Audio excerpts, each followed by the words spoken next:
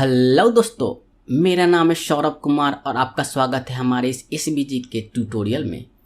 ये मेरा एसबीजी का इंट्रोडक्शन वीडियो है और इस वीडियो में आप देखेंगे कि एसबीजी होता क्या है और एसबीजी का एडवांटेज क्या है, एसबीजी हमें क्यों यूज करना चाहिए। तो चलो फिर शुरू करते हैं। अब देखो, ये जो एसबीजी है ना, वो हमारा HTML5 में इंट्रोड्यूस हुआ है। What is SBG? SBG stand for scalable vector graphics. अब देखो, एसबीजी जो है ना, इसका फुल फॉर्म होता है स्केलेबल वेक्टर ग्राफिक्स। एंड जो दूसरा पॉइंट हमारा है, SBG is use to define vector based graphics for the web.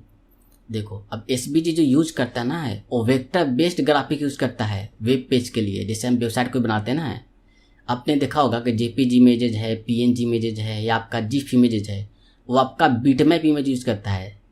पर एसबीजी ऐसा नहीं है, एसबीजी आपका vector based graphics image use करता है।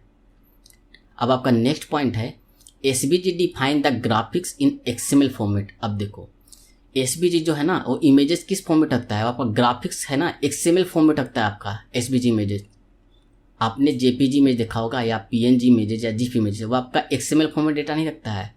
पर एसबीजी में ऐसा नहीं है। एसबीजी जो इमेज है ना, वो आपका ना एक्सएमएल फॉर्मेट में डेटा रखता है। एंड जो नेक्स्ट आपका है, every element and every attribute in SBG file can be animated. अब देखो, अब इसका क्या मतलब है कि every element and every attribute, देखो एसबीजी में ही बेनिफिट है ना कि हमारा एसबीजी जो डेटा होता है ना, वो सारे एक्सएमएल फॉर्मेट में होता है, जिसके वजह से इसका हर एक पार्ट को ना हम एनिमेट कर सकते हैं।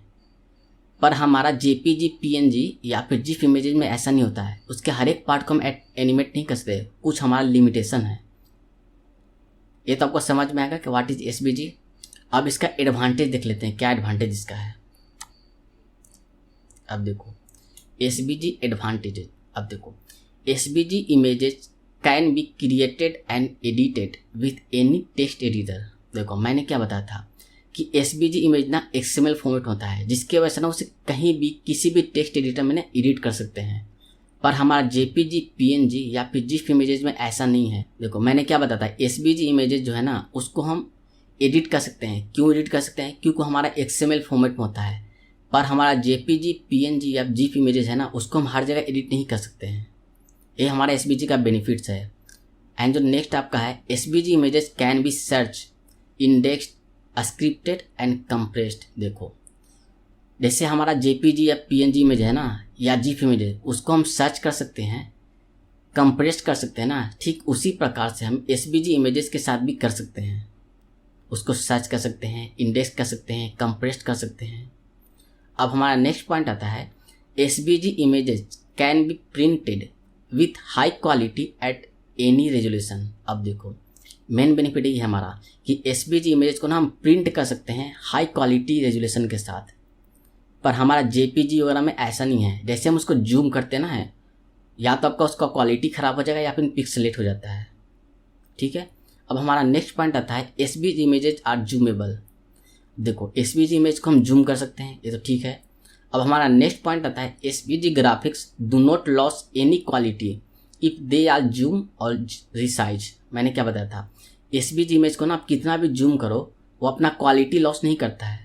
चाहे तो आप उसे रिसाइज कर लो या फिर जूम कर लो, वो आपका क्वालिटी लॉस नहीं करेगा। पर आपका जेपीजी, पीएनजी इमेज है ना या फिर जीफ इमेज, उसको आप ज़्यादा जूम करोगे ना, वो आपका पिक्सलेट हो जाएगा, उसका क्वालिटी ख़राब हो जाता है। नेक्स्ट पॉइंट आपका है, SBG file are pure XML. अब देखो, मैंने क्या बताया था, एसबीजी फाइल जो है ना प्योर एक्सएमएल होता है। ये तो आपको समझ में आ गया ना, what is SBG and SBG advantage. तो चलो इसका प्रैक्टिकल दिखाते हैं आपको कि एसबीजी इमेजेज ना किस तरीका का होता है। अब देखो, मेरे पास एक एसबीजी इमेजेज है। देखो, ये देखो, मेरे पास यूजर स्पाई डॉट एसबीजी करके एसबीजी इमेजेज है। अब देखो, मैं इसको एडिटर में ओपन कर रहा हूँ। यहाँ पे यूजर स्पाई डॉट एसबीजी है। देखो, अब देखो कुछ इस तरह से ओपन हो रहा है। देख रहे हो, ये एक्सएमएल फॉर्मेट हमारा, देखो ऊपर में एक्सएमएल का है, देख रहे हो, एक्सएमएल लिखा हुआ, वर्जन 1.0, इनकोडिंग, स्टैंड एलोन। देखो, ये सारे डेटा ना हमारे एक्सएमएल फॉर्मेट में है।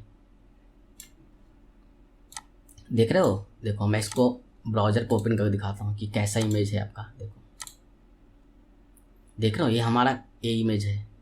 देखो, इसका नाम क्या है, यूजर स्पाई डॉट एसबीजी। मैंने इसी चीज़ को ओपन कर रखा है, देख रहे हो, यूजर स्पाई डॉट SVG। देख रहे हो कैसा फॉर्मेट है आपका, एकदम अलग फॉर्मेट है हमारा, XML फॉर्मेट है। पर आपका JPG PNG इमेज है ना, इस फॉर्मेट में नहीं होता है, वो आपका इमेज फॉर्मेट होता है बिटमैप का। देख रहे हो, इसी वजह से ना हमें इसे एडिट करना आसान है। इससे हर एक पार्ट को ना हम एनिमेट कर सकते हैं, हर एक पार्ट को चेंज कर सकते हैं अपने हिसाब से। ये आपको समझ में आ गया कि SVG का क्या बेनिफिट्स है, क्यों हमें SVG यूज़ करना चाहिए। तो मिलते हैं नेक्स्ट वीडियो में। Thanks for watching, please subscribe my channel.